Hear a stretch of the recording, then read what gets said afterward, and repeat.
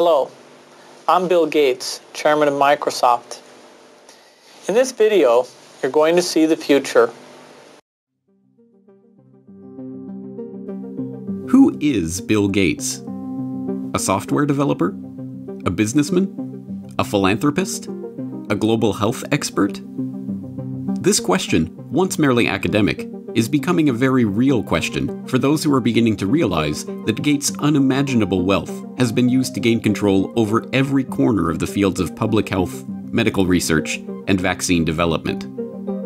And now that we are presented with the very problem that Gates has been talking about for years, we will soon find that this software developer with no medical training is going to leverage that wealth into control over the fates of billions of people. Because until we get almost everybody vaccinated globally, we still won't be fully back to normal. Bill Gates is no public health expert.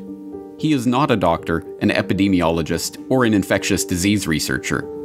Yet somehow, he has become a central figure in the lives of billions of people, presuming to dictate the medical actions that will be required for the world to go back to normal. The transformation of Bill Gates from computer kingpin to global health czar is as remarkable as it is instructive, and it tells us a great deal about where we are heading as the world plunges into a crisis, the likes of which we have not seen before. This is the story of how Bill Gates monopolized global health. You're tuned into the Corbett Report. Until his reinvention as a philanthropist in the past decade, this is what many people thought of when they thought of Bill Gates.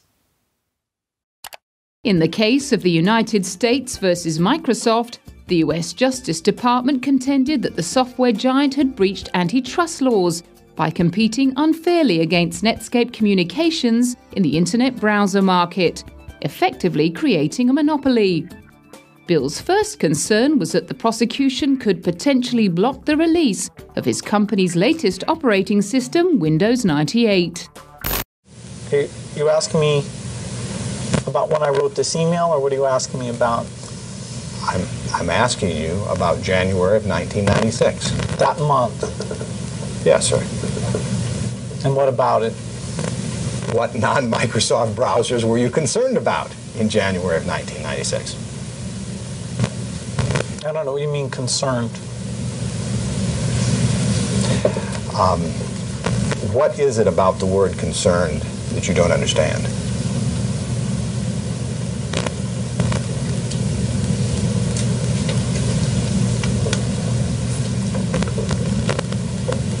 I'm not sure what you mean by it. We're going to be working together on Microsoft Office, on Internet Explorer, on Java, and I think that it's going to lead to a very healthy relationship. So it's a package announcement today. We're very, very happy about it. We're very, very excited about it. And I happen to have a special guest with me today via satellite downlink. And if we could get him up on the stage right now.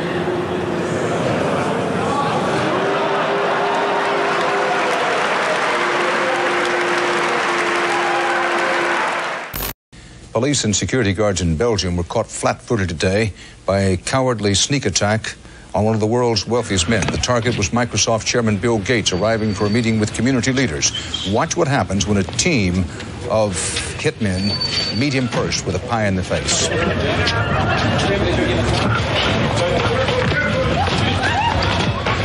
Gates was momentarily and understandably shaken, but he was not injured.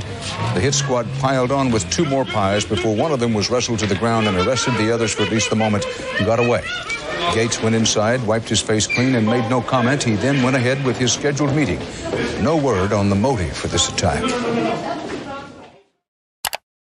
But once reviled for the massive wealth and the monopolistic power that his virus-laden software afforded him, Gates is now hailed as a visionary who is leveraging that wealth and power for the greater good of humanity.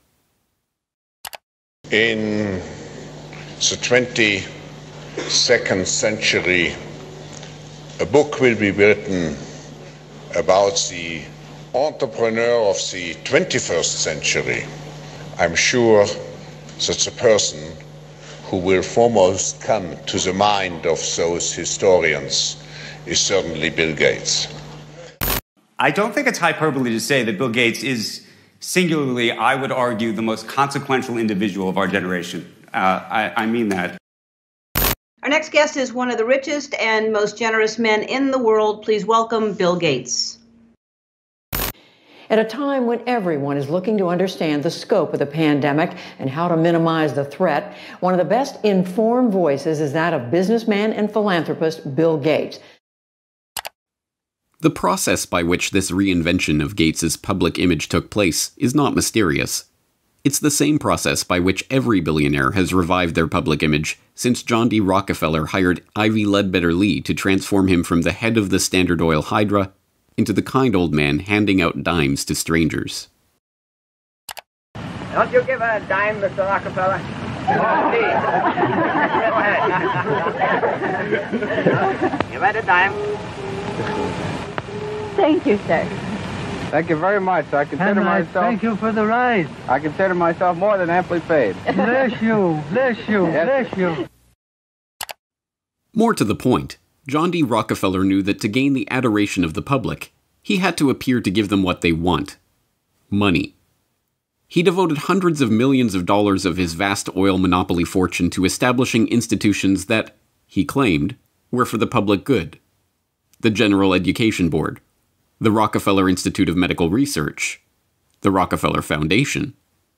Similarly, Bill Gates has spent much of the past 2 decades transforming himself from software magnate into a benefactor of humanity through his own Bill and Melinda Gates Foundation.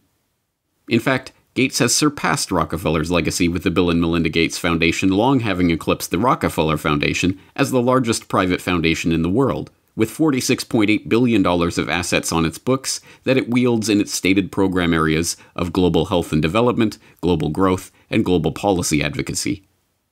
And, like Rockefeller, Gates's transformation has been helped along by a well-funded public relations campaign. Gone are the theatrical tricks of the PR pioneers. The ubiquitous ice cream cones of Gates' mentor Warren Buffett are the last remaining holdout of the old Rockefeller handing out dimes gimmick.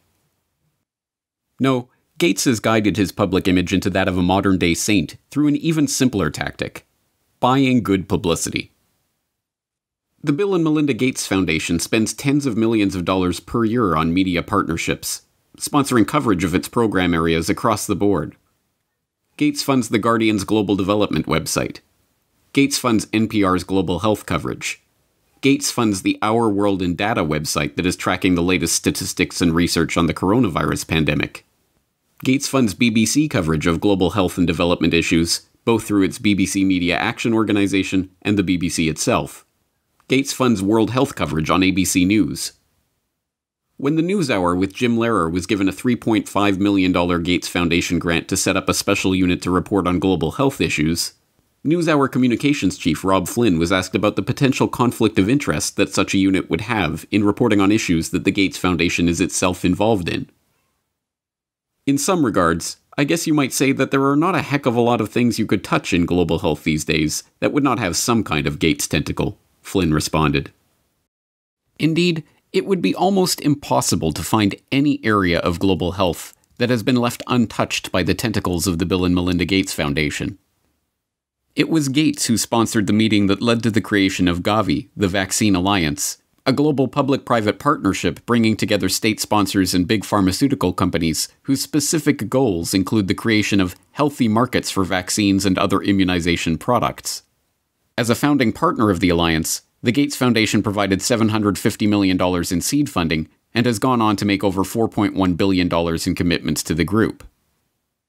Gates provided the seed money that created the Global Fund to Fight AIDS, Tuberculosis, and Malaria, a public-private partnership that acts as a finance vehicle for governmental AIDS, TB, and malaria programs.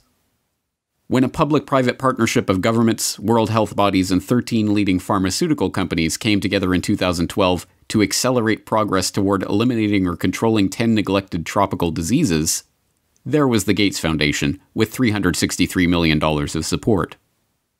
When the Global Financing Facility for Women, Children, and Adolescents was launched in 2015 to leverage billions of dollars in public and private financing for global health and development programs, There was the Bill and Melinda Gates Foundation as a founding partner with a $275 million contribution. When the Coalition for Epidemic Preparedness Innovations was launched at the World Economic Forum in Davos in 2017 to develop vaccines against emerging infectious diseases, there was the Gates Foundation with an initial injection of $100 million. The examples go on and on. The Bill and Melinda Gates Foundation's fingerprints can be seen on every major global health initiative of the past 2 decades. And beyond the flashy multi-billion-dollar global partnerships, the foundation is behind hundreds of smaller country and region-specific grants, $10 million to combat a locust infestation in East Africa, or $300 million to support agricultural research in Africa and Asia, that add up to billions of dollars in commitments. It comes as no surprise, then, that far beyond the $250 million that the Gates Foundation has pledged to the fight against coronavirus, every aspect of the current coronavirus pandemic involves organizations, groups, and individuals with direct ties to Gates funding. From the start, the World Health Organization has directed the global response to the current pandemic. From its initial monitoring of the outbreak in Wuhan and its declaration in January that there was no evidence of human-to-human transmission, to its live media briefings and its technical guidance on country-level planning and other matters, the WHO has been the body setting the guidelines and recommendations shaping the global response to this outbreak. But even the World Health Organization itself is largely reliant on funds from the Bill and Melinda Gates Foundation. The WHO's most recent donor report shows that the Bill and Melinda Gates Foundation is the organization's second largest donor behind the United States government. The Gates Foundation single-handedly contributes more to the World Health Body than Australia, Canada, France, Germany, Russia, and the UK combined. What's more, current World Health Organization Director General Tedros Adhanom Ghebreyesus is in fact, like Bill Gates himself, not a medical doctor at all, but the controversial ex-Minister of Health of Ethiopia, who was accused of covering up 3 cholera outbreaks in the country during his tenure. Before joining the WHO, he served as chair of the Gates-founded Global Fund to fight AIDS, tuberculosis, and malaria, and sat on the board of the Gates-founded Gavi, the Vaccine Alliance, and the Gates-funded Stop TB Partnership. The current round of lockdowns and restrictive stay-home orders in Western countries were enacted on the back of alarming models predicting millions of deaths in the United States and hundreds of thousands in the UK. Imperial College in London released a COVID-19 report, and that's where most of our U.S. leaders are getting the information they're basing their decision-making on. The report runs us through a few different ways this could turn out depending on what our responses are. If we don't do anything to control this virus, over 80% of people in the U.S. would be infected over the course of the epidemic, with 2.2 million deaths from COVID-19. That 2.2 million deaths also doesn't account for the potential negative effects of health systems being overwhelmed. From this evening, I must give the British people a very simple instruction. You must stay at home. Enough is enough. Go home and stay home. A statewide order for people to stay at home. The work of 2 research groups was crucial in shaping the decisions of the UK and US governments to implement wide-ranging lockdowns, and, in turn, governments around the world. The first group, the Imperial College COVID-19 Research Team, issued a report on March 16th that predicted up to 500,000 deaths in the UK and 2.2 million deaths in the US unless strict government measures were put in place. The second group, the Institute for Health Metrics and Evaluation in Bill Gates' home state of Washington, helped provide data that corroborated the White House's initial estimates of the virus effects, estimates that have been repeatedly downgraded as the situation has progressed. Unsurprisingly, the Gates Foundation has injected substantial sums of money into both groups. This year alone, the Gates Foundation has already given $79 million to Imperial College, and in 2017, the foundation announced a $279 million investment into the IHME to expand its work collecting health data and creating models. Anthony Fauci, meanwhile, has become the face of the US government's coronavirus response, echoing Bill Gates' assertion that the country will not get back to normal until a good vaccine can be found to ensure the public's safety. If you want to get to pre-coronavirus, that might not ever happen in the sense of the fact that the threat is there, but I believe with the therapies that will be coming online and with the fact that I feel confident that over a period of time we will get a good vaccine, that we will never have to get back to where we are right back now. Beyond just their frequent collaborations and cooperation in the past, Fauci has direct ties to Gates' projects and funding. In 2010, he was appointed to the Leadership Council of the Gates-founded Decade of Vaccines project to implement a global vaccine action plan, a project to which Gates committed $10 billion of funding. And in October of last year, just as the current pandemic was beginning, the Gates Foundation announced a $100 million contribution to the National Institute of Health to help, among other programs, Fauci's National Institute of Allergy and Infectious Diseases research into HIV. Also in October of last year, the Bill and Melinda Gates Foundation partnered with the World Economic Forum and the Johns Hopkins Center for Health Security to stage Event 201, a tabletop exercise gauging the economic and societal impact of a globally spreading coronavirus pandemic. It began in healthy-looking pigs, months, perhaps years ago. A new coronavirus. The mission of the Pandemic Emergency Board is to provide recommendations to deal with the major global challenges arising in response to an unfolding pandemic. The board is comprised of highly experienced leaders from business, public health, and civil society. We're at the start of what's looking like it will be a severe pandemic. And there are problems emerging that can only be solved by global business and governments working together. Governments need to be willing to do things that are out of their historical perspective, or for the most part, it's really a war footing that we need to be on. Given the incredible reach that the tentacles of the Bill and Melinda Gates Foundation have into every corner of the global health markets, it should not be surprising that the foundation has been intimately involved with every stage of the current pandemic crisis either. In effect, Gates has merely used the wealth from his domination of the software market to leverage himself into a similar position in the world of global health. The whole process has been cloaked in the mantle of selfless philanthropy, but the foundation is not structured as a charitable endeavor. Instead, it maintains a dual structure. The Bill and Melinda Gates Foundation distributes money to grantees, but a separate entity, the Bill and Melinda Gates Foundation Trust, manages the endowment assets. These two entities often have overlapping interests, and, as has been noted many times in the past, grants given by the foundation often directly benefit the value of the trust's assets. One of my favorite parts about my job at the Gates Foundation is that I get to travel to the developing world, and I do that quite regularly. My first trip in India, I was in a person's home where they had dirt floors, no running water, no electricity, and that's really what I see all over the world. So in short, I'm startled by all the things that they don't have. But I am surprised by one thing that they do have: Coca-Cola. Coke is everywhere. In fact, when I travel in the developing world, Coke feels ubiquitous. And so when I come back from these trips and I'm thinking about development and I'm flying home and I'm thinking, well, we're trying to deliver condoms to people or vaccinations, you know, Coke's success kind of stops and makes you wonder, how is it that they can get Coke to these far-flung places? And if they can do that, why can't governments and NGOs do the same thing?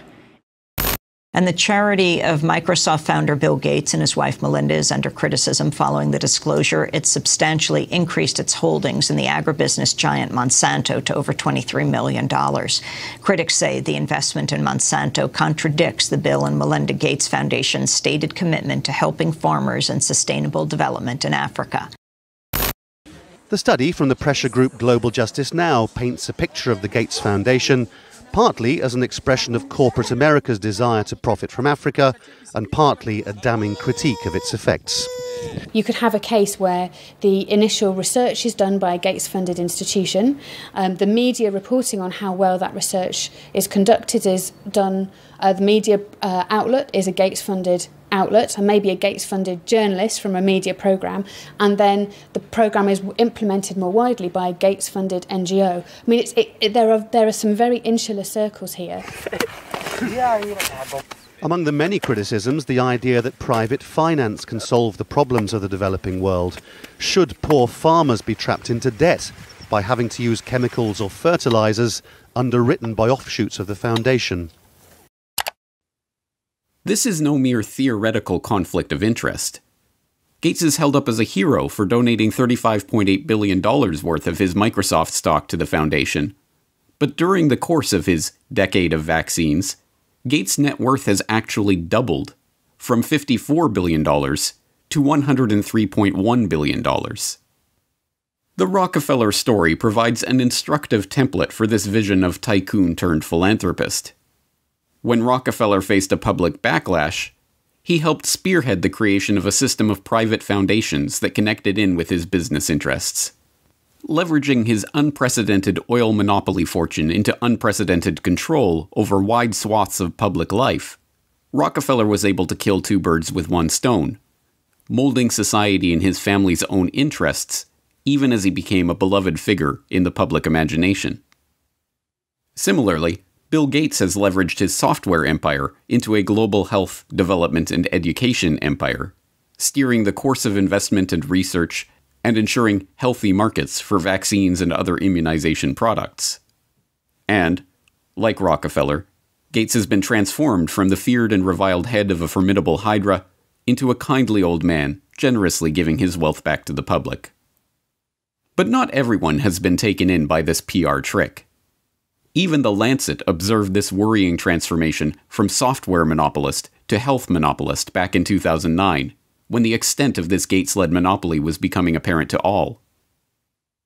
The first guiding principle of the Bill and Melinda Gates Foundation is that it is driven by the interests and passions of the Gates family. An annual letter from Bill Gates summarizes those passions, referring to newspaper articles, books, and chance events that have shaped the foundation's strategy. For such a large and influential investor in global health, is such a whimsical governance principle good enough? This brings us back to the question: who is Bill Gates? What are his driving interests? What motivates his decisions? These are not academic questions. Gates's decisions have controlled the flows of billions of dollars, formed international partnerships pursuing wide-ranging agendas, ensured the creation of healthy markets for big pharma vaccine manufacturers. And now, as we are seeing, his decisions are shaping the entire global response to the coronavirus pandemic. Next week, we will further explore Gates's vaccination initiatives, the business interests behind them, and the larger agenda that is beginning to take shape as we enter the new normal of the COVID-19 crisis.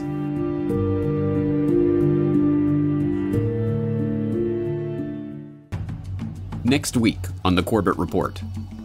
And then the final solution, which is a year to 2 years off, is the vaccine. The only thing that will really allow life as we once knew it to resume is a vaccine. This will be the new normal until a vaccine is developed. The truth is that this attempt to reorient the global health economy was part of a much bigger agenda. When we started developing coronavirus vaccines, we noticed in laboratory animals that they started to show some of the same immune pathology. Just to head off the conspiracy theorists, maybe we shouldn't call the vaccine the final solution. Maybe just the best solution. Okay? Bill Gates' plan to vaccinate the world.